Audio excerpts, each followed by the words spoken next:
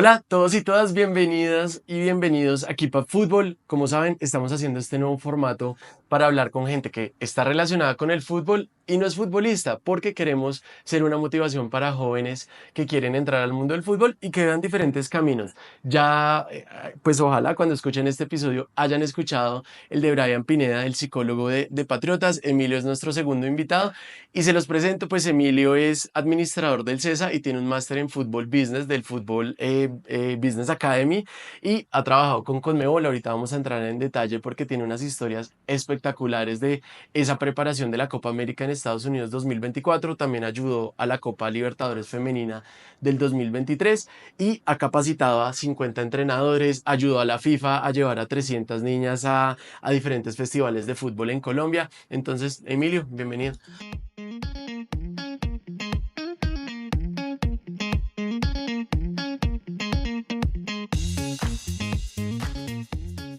Muchas gracias. Hola a todos y todas. Pues gracias por tenerme. La verdad, muy emocionado con esto. Súper. Emilio, arranquemos con una historia que me encanta y es, tú tienes unos antepasados del Líbano y hay una historia muy buena de la Copa Asia del 2019, ¿sí o no? Si quieres arranquemos, Sí, cuéntanos eso. pues yo tengo antepasados libaneses, mi segundo apellido es Matuk y yo, pues en mi casa siempre ha habido una tradición muy libanesa en la comida, en el trato. Y yo siendo tan futbolero también traté de llevarlo al ámbito futbolero, pues. Y yo no solo sigo la selección Colombia, yo sigo la selección del Líbano. La verdad son unos partidos terribles, pero por amor uno los ve. Y yo escribí un artículo en el año 2019 sobre, por segunda vez en la historia, cómo el Líbano clasificó a la Copa Asia, un país mermadísimo por las guerras de los vecinos, una crisis económica durísima, un país de 6 millones de personas. Y pues yo relaté fue cómo volvieron a la Copa Asia después del 2002 que la habían, ellos hicieron el hosting de la O sea, Copa. la primera vez que clasificaron a una Copa fue Fue porque estaban 2002 porque organizaron. de locales y esto fue la vuelta del equipo con un jugador, Hassan Matuk, de mi mismo apellido curiosamente, que fue la mano del capitán que los llevó a clasificar y justamente Maradona habla mucho de él porque lo tuvo cuando Maradona fue técnico en Emiratos. Eh, y pues básicamente así empiezo como a medio foguearme, siguiendo al Líbano y escribiendo sobre el Líbano y sobre su participación en Copa Asia. Después hay un libro que se llama La geografía del fútbol, habla sobre la geopolítica en el fútbol y cuenta sobre las historias de los equipos libaneses. Y ahí yo me enganché incluso con un club libanés, Al Nehmet, que en resumen hay unos equipos libaneses que son de los chiitas, de los sunitas, de los cristianos, incluso hay un equipo que es sponsorizado por Hezbollah. Wow. Y un club que es, nosotros no somos cristianos, no somos musulmanes, no tenemos ninguna afiliación política, nosotros somos el club de todos los libaneses, que es el Nehmet. Y yo dije, Ese es el mío. ese es mi club.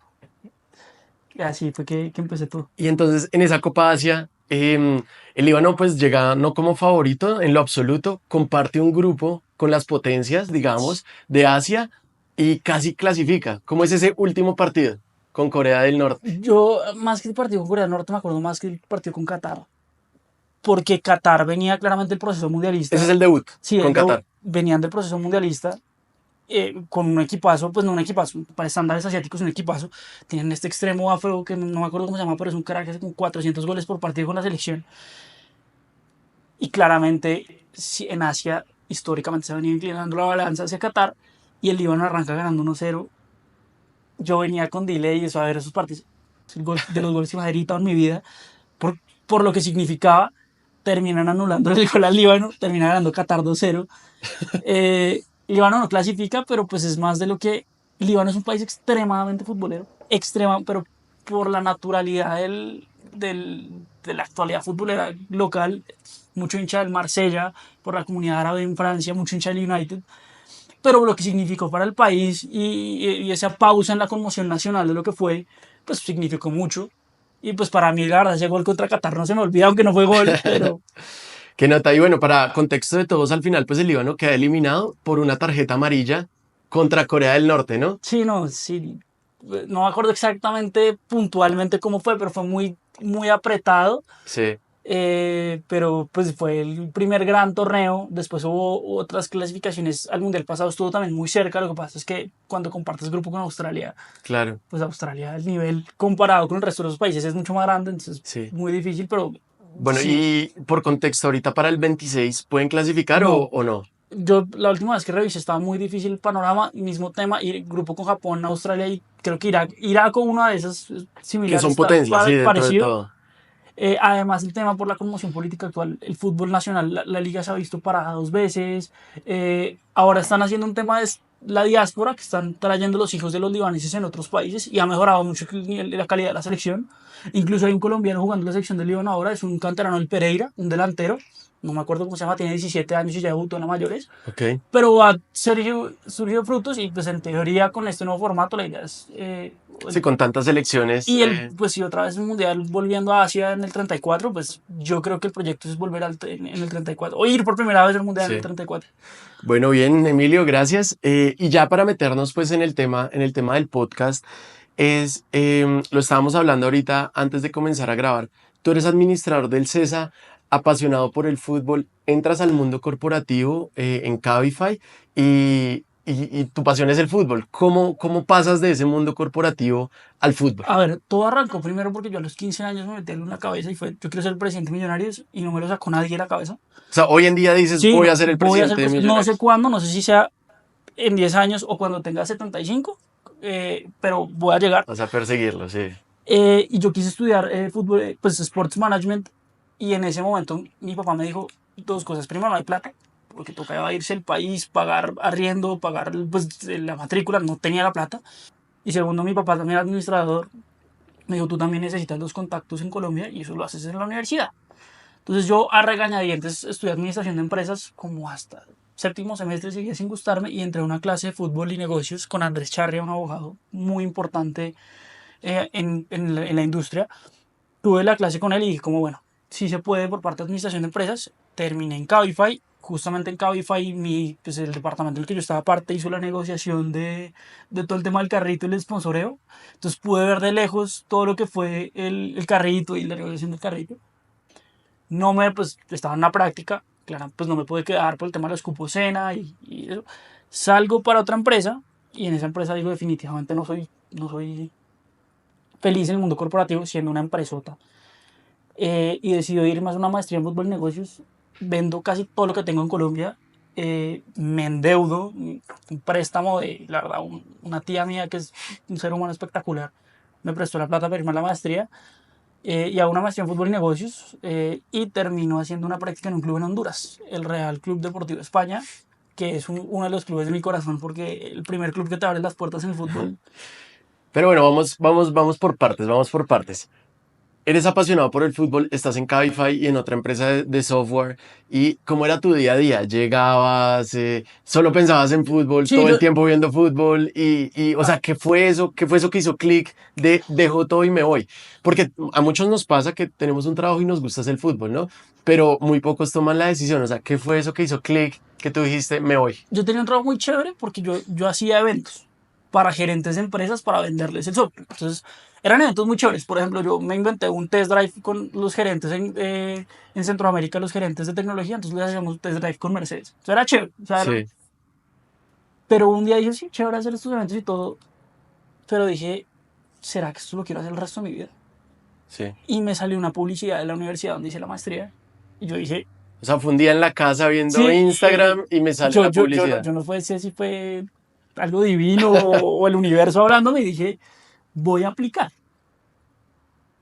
Y si paso, y si paso todo, pues, todo el proceso de entrevistas y si me seleccionan y todo el tema de la carta de motivación y Sí. todo, y paso y me seleccionan, pues me tiro de cabeza. Dije, voy a seguir trabajando, pues claramente bien, pero... Y terminé pasando, me dijeron, bienvenido, nos encanta tu perfil. Había un montón de colombianos que habían hecho lo mismo. Les escribí a todos por LinkedIn, por Instagram, y muchos me dijeron, vale la pena, y pues me lancé. Ya, bien. Y entonces, estás allá, haces la práctica, digamos, o sea, un Sí, requisito de la una, maestría es hacer una una práctica práctica. y te abren las puertas en Honduras. ¿Cómo es eso? ¿Cómo se hace ese contacto A desde... ver, esa maestría incluía una práctica de 6 meses, y yo estaba, la práctica en teoría iniciaba entre febrero y marzo, y yo estaba en diciembre y no conseguía práctica. Yo estaba claramente de los pelos. Hoy en día digo, no me preocupé porque igual lo hubiera podido hacer después. Sí, Y mi papá es emprendedor y él está en una red de emprendedores. Y yo le dije, pa, ayúdame a conseguir a alguien que tenga un contacto. Y me dice, hay un tipo en Guatemala que conoce al presidente de un club en Honduras. Le dije, pues escribámosle. Hagámosle. Y como que a él le gustó mi perfil, como que tiene un perfil bastante profesional. Y me dijo, listo, véngase para acá, no le podemos pagar, pero nosotros le pagamos el arriendo del apartamento que usted tenga en Honduras. Sí. Yo me hice cuentas, y dije, pues me puedo ir con la ayuda del club, claramente. Y me fui 4 meses para Honduras. Bien. ¿Y cómo era eso? O sea, ¿a qué te dedicabas en esa, A en ver, esa práctica? el fútbol de Honduras es muy falto de recursos. La parte administrativa es muy floja porque tienen que reducir los equipos lo más posible porque pues, claramente no es sustentable económicamente. Y yo me fui a hacer una práctica en mercadeo y comercial. El club en ese momento, el Real Club Deportivo España, no estaba pasando el mejor de los momentos. Y yo me inventé, visto lo que había hecho en Medellín aquí en Colombia, y dije, vamos a hacer un 5-1 para los 5 últimos partidos de la temporada. Hicimos la estrategia, la prensa habló un montón de esa estrategia, desde la parte de medios fue todo un éxito. Económicamente para el club no fue tanto, claramente, pero igual decían nadie va a venir al estadio. Y para lo que era la asistencia promedio se llenó bastante el estadio. Y terminó clasificando a playoffs el equipo llegando a semifinales. O sea, nunca antes visto. No, el equipo es el tercer equipo más grande de Honduras. No salen campeones de 2017, tienen la tercera hinchada más grande de Honduras.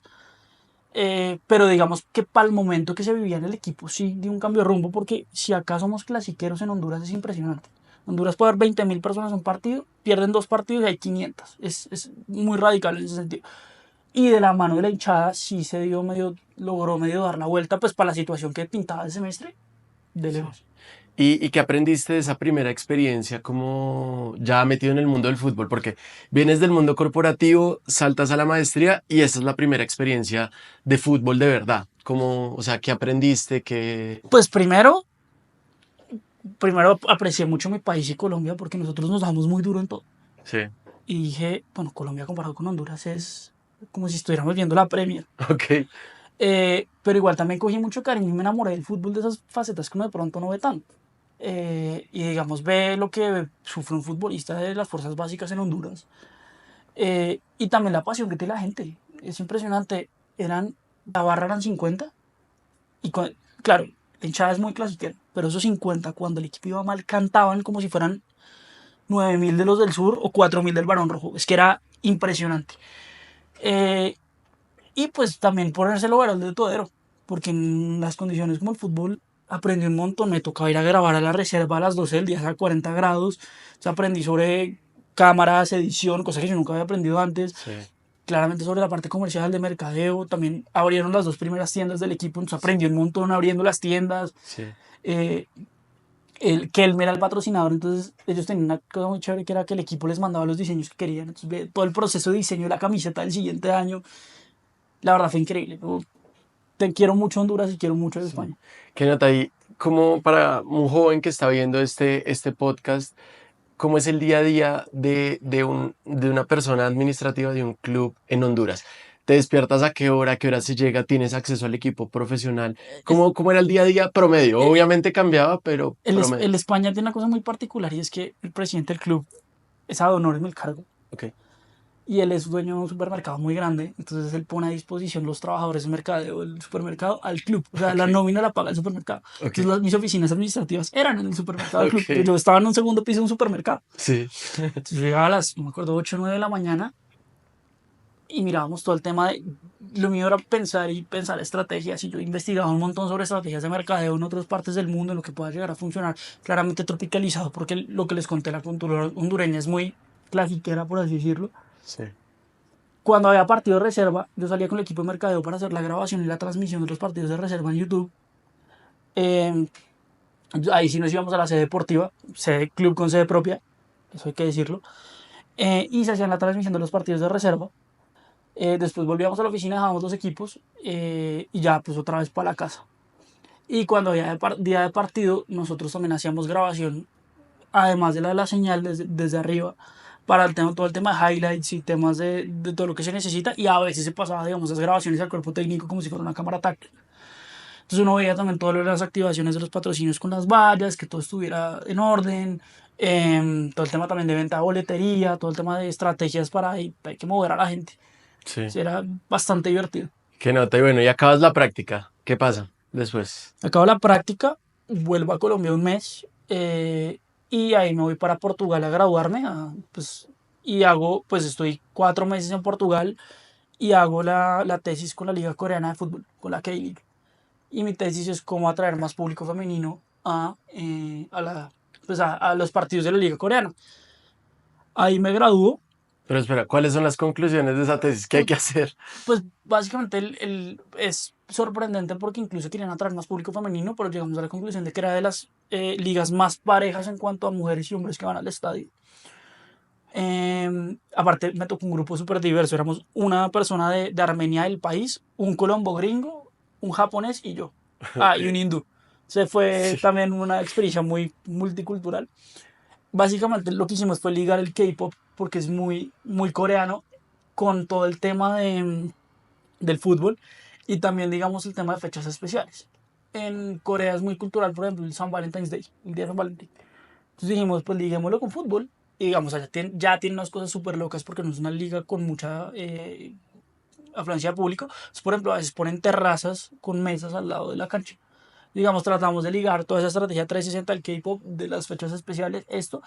Y digamos, además de que ser de las ligas con mayor paridad, por ejemplo, no tenían productos exclusivos para mujeres. O sea, camiseta con corte de mujer. Entonces dijimos, venga, Es lo mínimo. si usted quiere, pues divertirlo, o sea, que haya productos enfocados para las mujeres. Sí. Ok, listo. Entonces, maestría, tesis y sales de ahí. ¿Qué pasa después en la vida de Emilio? Llego a Colombia y tengo una medio crisis existencial y dije, ¿y ahora qué? Toqué La vivir, cagué. tengo que vivir de algo. Y eh, le escribo a mi ex jefe en Cabify. Yo le dije, Dani, ustedes que están con Di Mayor, ayúdenme. Me dijo, yo conozco a 2 personas de Di Mayor y los invito a un café. Y me dicen, venga, no puedo ayudarlo, no puedo contratar a nadie, pero es bueno tener su contacto, es un man preparado, con pasión. Y dije, pues lo que salga. Y pues empecé a ayudar a mi papá en la empresa familiar y me llaman como al mes y me dijo, ¿usted está disponible en las siguientes semanas? Y yo dije, no, pues sí. Y me llaman para ser ataché en la Copa Libertadores Femenina. Para los que no saben, ser ataché es la persona delegada de la organización del equipo que viaja con el equipo. Es decir, la persona de la Conmebol que viaja con el equipo en esa Copa Libertadores. Coordina todo el tema de servicios alimenticios, si hay dietas especiales, el transporte, la escolta policial, ayuda en todo el tema de los vuelos. Entonces, digamos, es ayudar a coordinar la logística del equipo. Y fui ataché de la Copa Libertadores Femenina con el Club Libertad de Paraguay. Termina la Copa Libertadores, no le va muy bien a Libertad, lastimosamente. Y otra vez quedo en el limbo Sí. y me llama el rector de la universidad, del Fútbol Business Academy, y me dice, usted ya tiene experiencia como TLO, como TLO/ataché. Y le dije, sí, no, mándeme mi hoja de vida. Y me dijo, lo están necesitando en Conmebol. Me dijo, ¿usted tiene visa a Estados Unidos? Le dije que sí. Y me dice, necesitan atachés para la Copa América. Y en 3 días estoy en Miami en el seminario de equipos de la Copa América. Y terminé siendo el ataché de la selección de Chile en la Copa América. Wow. ¿Y hay qué experiencia sacas de ahí? Pues primero, uno ve muy poquito por televisión. La cantidad de logística, de temas comerciales, de temas eh, de mercadeo, logísticos, todo lo que hay detrás de un torneo, eso es impresionante. La infraestructura de los Estados Unidos es una cosa. Pues me tocó el primer partido fue en el AT&T Stadium de los Dallas Cowboys y yo veía Esa vaina que es esta impresiona. locura. Los campos de entrenamiento entrenaron en una universidad, pero el pasto estaba perfectamente cortado, la aireación espectacular. Yo decía, y la cantidad de logística de todo lo que toca hacer.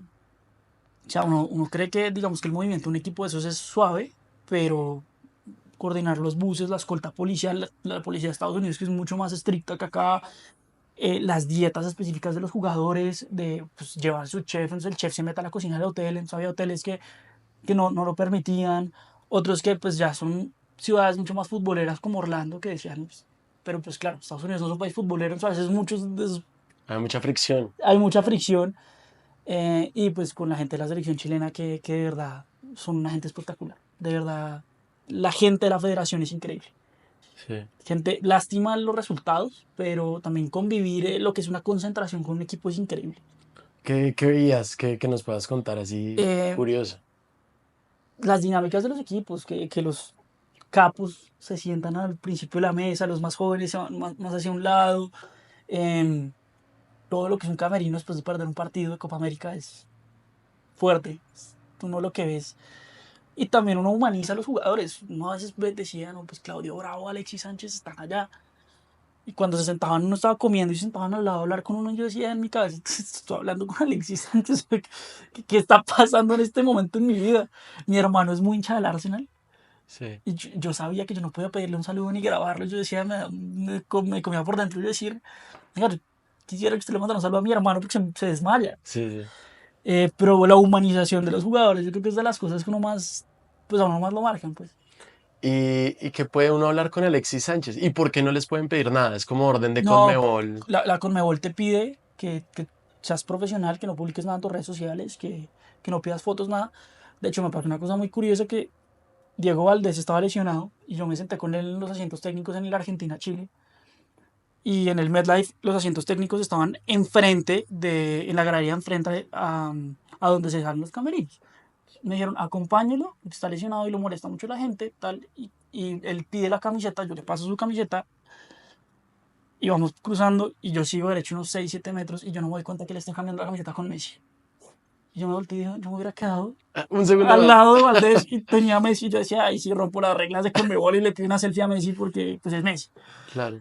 Eh, pero la Conmebol no te lo permite. Te dice, hay que y tiene toda la razón. O sea, no puede andar el portero o el tipo de, o el ataché o el de los camerinos pidiéndole las fotos a los jugadores. Tiene todo el sentido del mundo. Claro. Listo, y entonces estás en Copa América, esa experiencia increíble con, pues siguiendo a Chile.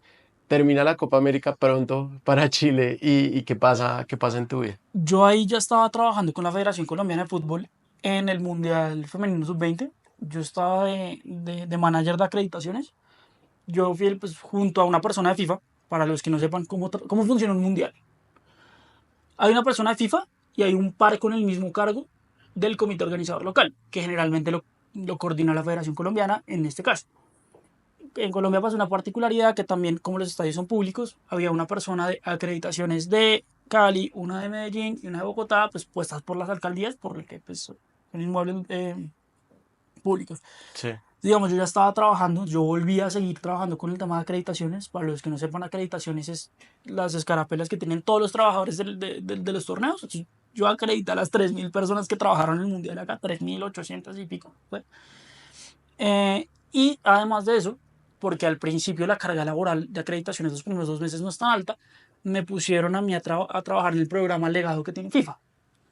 ¿Qué son los programas legados? La FIFA, cuando hace un mundial, sea de fútbol playa, de fútbol sala, femenino, masculino, sub-20, mayores, siempre quieren dejar un legado en un país y pues invierten un presupuesto en eso.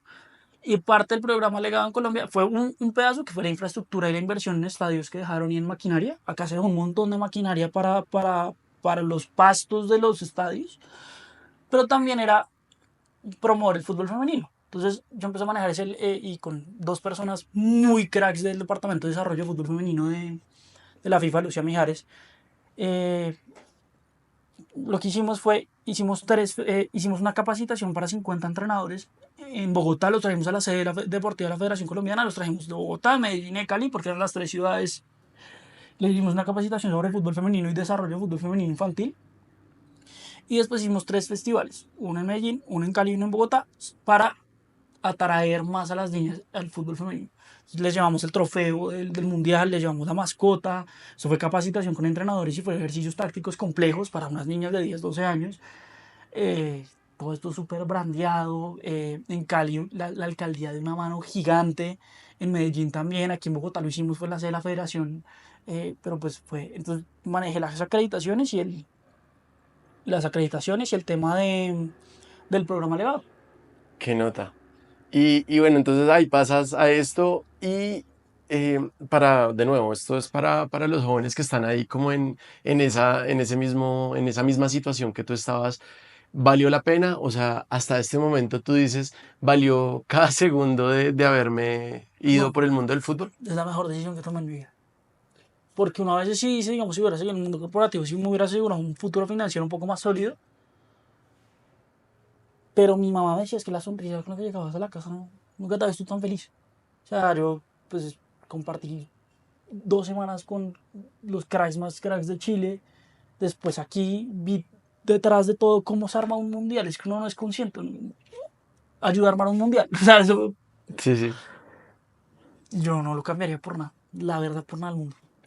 ¿Y qué se viene para ti en el futuro? ¿Cómo ves ese camino para llegar a ser presidente de Millonarios? Pues ¿Qué te gustaría? me gustaría irme. Yo creo que si uno tiene que entrar a un cargo como la presidencia de un club, yo creo que uno tiene que aprender un poco del negocio, en todas las áreas. En ticketing, en una boletera, en patrocinios, entonces puede ser una empresa tipo Adidas o una de las casas de apuestas, o empresas muy cercanas a las activaciones de fútbol tipo las empresas de Bavaria o Central Cervecera con Andina, en el caso de Millonarios. Yo creo que si yo soy administrador de empresas, yo tengo que tomar ese rumbo corporativo de aprender del 360 del negocio, pero sin embargo mi sueño siempre ha sido entrar a la parte deportiva.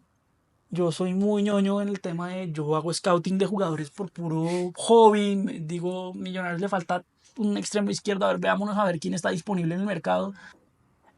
Cuando estuve en el Real España, ellos tenían una de las plataformas de scouting y el presidente muy querido me dio la clave y yo cacharrié por 3 meses el uso de plataforma a full. Entonces, o por el lado corporativo o por el lado deportivo, lo que sé que es mucho más difícil, pero me encantaría. ¿Cómo se hace scouting? Hay dos plataformas muy grandes que se llaman Wisecout y una que es Instat. Tengo entendido que Instat no tiene todas las licencias. En el Real España tenían Instat porque era más barata. Y es una super plataforma que te tiene todos los datos de todos los jugadores, pues de la gran mayoría de los jugadores en el mundo. Y puedes hacer comparativos y tienen videos. Entonces, digamos, ejemplo, te sale un jugador que tiene 38 goles. Un bravo jugador en Perú con 38 goles. De pronto aquí, Pamillos, Santa Fe, Nacional. Pero vas, entonces te deja el desglose, deja ver todos los goles, te deja ver velocidad máxima, calificación promedio de la plataforma. Y como puedes ver todos los goles, tú puedes ver cuántos fueron de penal, cuántos fueron de cabeza, cuántos con la derecha, cuántos con la izquierda. Y tú puedes comparar. Entonces tú puedes hacer tus listas de comparación de jugadores. eh, y la verdad sí es muy chévere. Porque al menos en Instat, Wisecout no ha tenido la oportunidad de verlo mucho. En Instat había jugadores de la Liga de Malta. Y videos de jugadores de la Liga de Malta. Y no sé, no, esto ya está muy, muy bravo. Emilio, entonces tienes esa pasión por el fútbol, por el scouting. em, Vas a llegar a ser presidente de Millonarios Ojalá. algún día y te encanta el fútbol sudamericano, ¿cierto? Entonces me gustaría hablar un poco contigo porque eres muy experto en ese tema, muy estudioso del tema y pues el fútbol sudamericano y el fútbol europeo tomaron caminos diferentes desde la ley, ¿cómo se llama? La ley Bosman. Sí, estatuto Bosman. Estatuto Bosman. Entonces me gustaría que nos explicaras un poquito por qué y qué va a pasar en este momento y cómo solucionarlo, ¿sabes? A ver, primero, mi amor por el fútbol sudamericano surge porque, pues, yo sé que tú eres súper hincha del Arsenal, pero para mí no tiene que ser el equipo de su tierra. Sí, sí. No, yo, o sea, primero Santa Fe y Que- después Arsenal, Oye, obviamente. yo te meto en mi club europeo, Sí, sí. pues, pero no es ni la mitad de la pasión que yo siento por Millonarios. Pues, yo soy Rolo, hincha de Millonarios, pero yo digo que el ibaguereño tiene que ser el Tolima, el cucuteño, el Cúcuta, y para mí se ha perdido mucho, por la mercantilización del fútbol, se ha perdido mucho el amor por lo local. Sí. Para los que no saben, el Estatuto Bosman fue una demanda de un jugador ante los comités de la Unión Europea diciendo que los jugadores deberían tener la misma movilidad que los trabajadores de la Unión Europea. Es decir, un trabajador de las minas en España puede ir tranquilamente a Alemania a trabajar en una mina en Alemania. Y pues la Unión Europea dijo, sí, pues los futbolistas no tienen ninguna excepción comparado con los otros, entonces permitió liberar los cupos de extranjero. Entonces en los equipos de la Unión Europea, los clubes extranjeros, los que ocupan cupo extranjero son los que no son ciudadanos de la Unión Europea. ¿Eso que generó? Que los equipos más ricos de Europa pudieran traer más figuras de todo el continente. Y eso empezó a generar la brecha de desigualdad. Si no estoy mal, hasta 2006 nosotros teníamos más intercontinentales slash mundiales de clubes ganados que Europa. O sea, la gente dice que el fútbol pero Sudamérica barría. Yo tengo un amigo catalán y me decía, yo no me acuerdo el baile que le metió Sao Paulo al Barcelona, campeón de Champions. O sea, fue un baile bárbaro. Yo decía, no, nunca vamos a estar al nivel. Entonces, ¿qué generó eso? Que más y más y más plata pudieran traer los talentos suramericanos mucho más fácil y ocupando solo 3 cupos de extranjeros. En España, por ejemplo, sucede que tú después de 3 años de residencia ya eres español. La gente no sabe que Vinicius Junior no ocupa cupo de extranjero en Madrid. porque ya lleva 3 años en España, entonces Vinicius ya no ocupa cupo extracomunitario. Entonces se genera que sigan trayendo los talentos y para mí nosotros hemos perdido mucho el amor local. Y para mí ya es gusto futbolístico personal. Yo prefiero un juego bonito y un Neymar del Santos regateándose 4 o 5 rivales que la robotización del esquema europeo de jugar sin enganche y hago 400 pases y no regate a un rival. Sobre tu pregunta de cómo podemos solucionarlo, ya la brecha está muy grande, hay que decirlo, pero para mí hay que devolver con la misma moneda. Que acá jugadores de Conmebol no ocupen cupo extranjero. Ok. Yo creo que ayudaría mucho y más con la monetización que tiene Brasil, yo creo que se podría retener el talento un poquito de este lado. Y hay otra opción muy loca que yo siempre le he echado cabeza, yo le he hecho mucho cabeza en la ducha y digo, si nosotros queremos competir de tú a tú, con CONCACAF y Conmebol tienen que decir, ya no más, somos mismo continente. Y yo creo que con la capital económico que hay en Estados Unidos y en México, yo creo que acá podríamos armar una super Libertadores y unas super eliminatorias para... Para que el talento se quede. Sí, nada más para mí Estados Unidos y México vendrían siendo lo que sería la clase media. Como así la clase media. Hoy en día que pongamos el ejemplo nacional, que digamos que es el estándar del país. Hoy en día que Nacional le gana un Palmeiras es muy difícil. Hoy en día, hace 10 años es otra cosa. Pero ¿qué pasa? Que un Toluca le gana un Palmeiras pasa. Sí puede pasar. Pero Nacional le puede ganar un Toluca. Yo creo que eso cerraría un poco las brechas en lo que es el fútbol de América y la retención de talento y todo el tema comercial y mercantil que se traería haría que al menos sacar a un jugador de América le salga mucho más caro a los europeos. Y escuchaba en un podcast en el que participaste sobre el tema de los calendarios. También cómo juega eso ahí, porque pasa mucho en Sudamérica que un jugador la rompe 6 meses y antes de que acabe su ciclo con Libertadores, por ejemplo, se lo llevan. ¿Cómo puede intervenir la FIFA ahí? A ver, yo creo que a ver, en Europa tienen sentido los calendarios así porque digamos en países como Rusia o Noruega o en invierno no puedes jugar. O sea, Claro. no tiene sentido. En cambio, en Sudamérica, si tú te vas lo más al sur de Argentina, que creo que el club más al sur que tiene la primera división argentina es Aldo Civi en Mar del Plata. Tú allá en invierno puedes jugar, o sea, no hay ningún problema, no te va a caer una nieve gigante sobre la cancha y no va a haber un problema. No, se puede. Yo creo que sí tenemos que coordinar calendarios con Europa. No que la apertura empiece en diciembre, sino en junio. Y no es por arrollados con los europeos, sino es justamente para lo que dices tú, que la Libertadores, cuando se acabe la Libertadores, ahí sí me saquen a los jugadores cuando ya cumplen un ciclo y no me lo saquen a mitad de torneo, que uno dice, bueno, y que, pues quedó con una baja súper sensible.